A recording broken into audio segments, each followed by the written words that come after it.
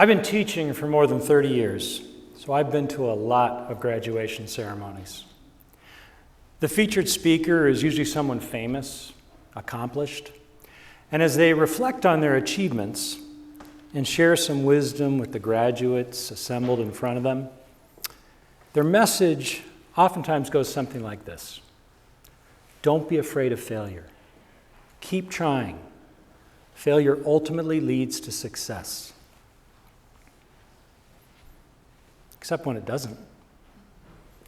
You know what the typical difference is between successful and unsuccessful people? It's not passion. It's not persistence. It's that we don't invite the unsuccessful ones to speak at our graduations. There's actually another thing that separates successful and unsuccessful people. The winners of this year's Ig Nobel Prize can tell you about it. Now, we've all heard of the Nobel Prize, but the Ig Nobel is awarded for more offbeat research. Won't necessarily change the world, but it might change the way you think about the world.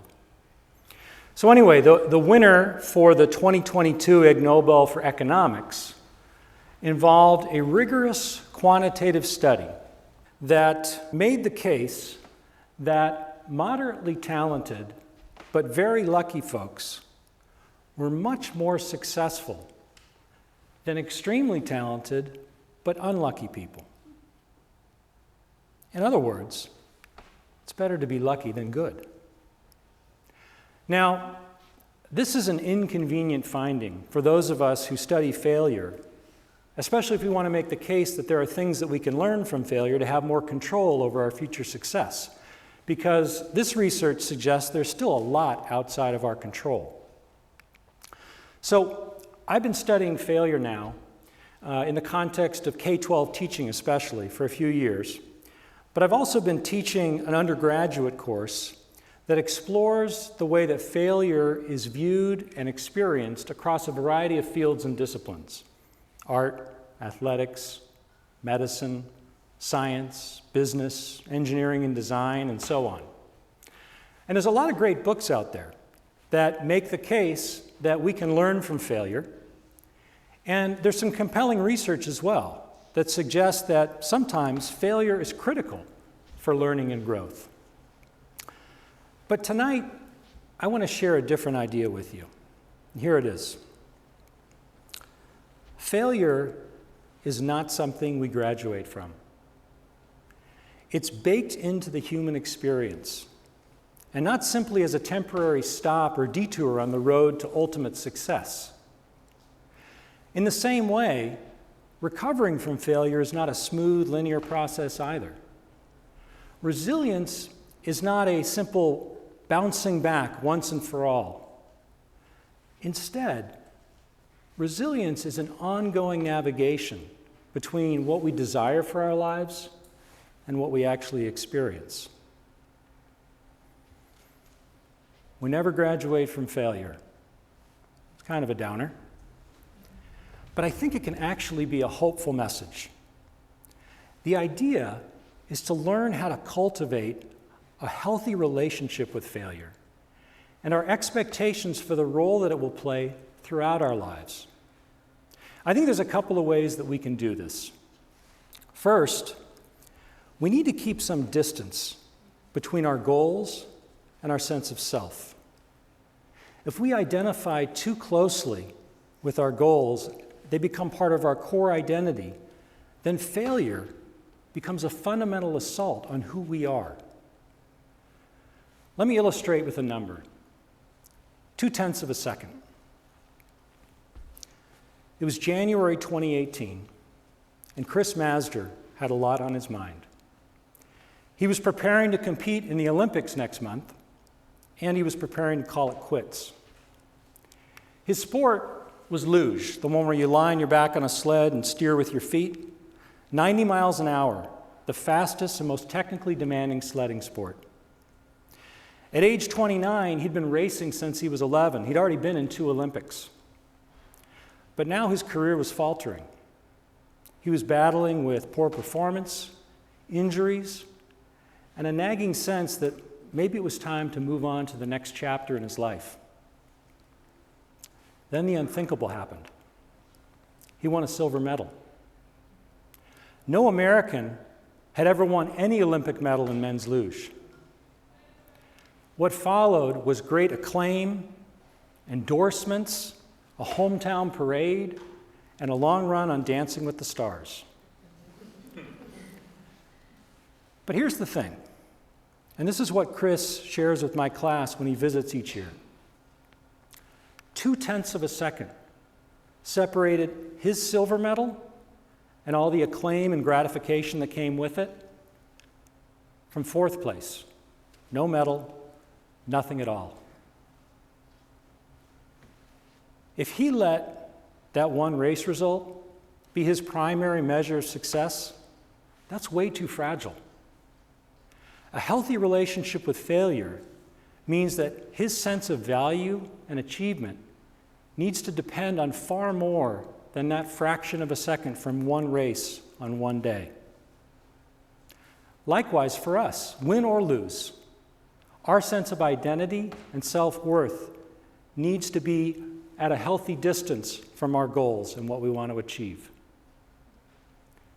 Now, the second way that we can cultivate a healthy relationship with failure goes back to the research on luck I shared a few minutes ago. Let me explain.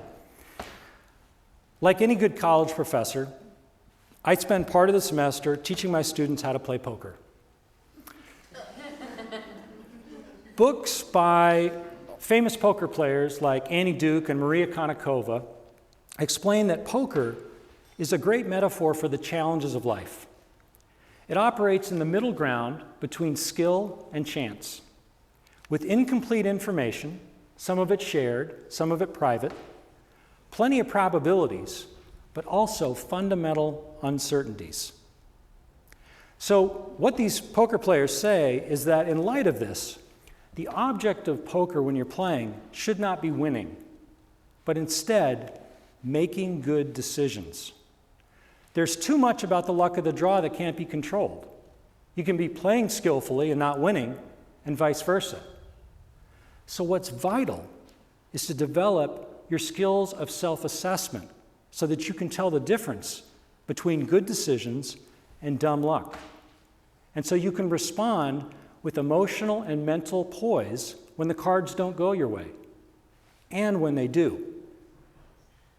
It's no coincidence that the randomness of life often gets referred to as playing the hand you're dealt. We can improve our odds by gathering information and gaining experience, but ultimately, a perspective of humility in the face of failure or success will help us to make better decisions based on more than blind luck in the long run. So in light of this, a healthy relationship with failure involves recognizing that failure and success are not simple opposites. It's like giving a true-false answer to an essay question. There's a huge middle ground where we live most of our lives. None of us want to suffer loss, but it's part of experiencing and understanding the fullness of life. It allows us to connect with others, to support and be supported. If instead we rely on a simplistic binary of failure and success, we run into problems.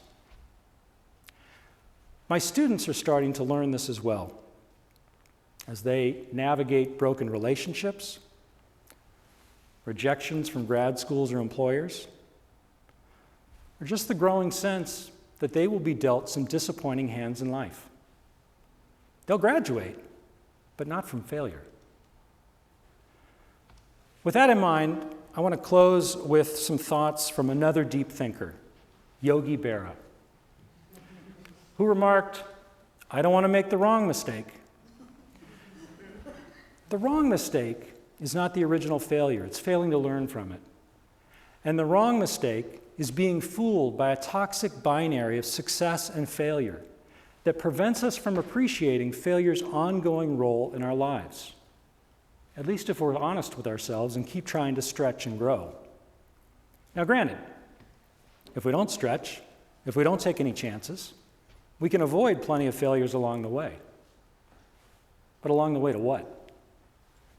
Ultimately, each of us gets to decide how we will walk with failure across the years. Sometimes our losses will hurt, even devastate us, but they also offer us a way to connect with others, a path toward mutual support and community.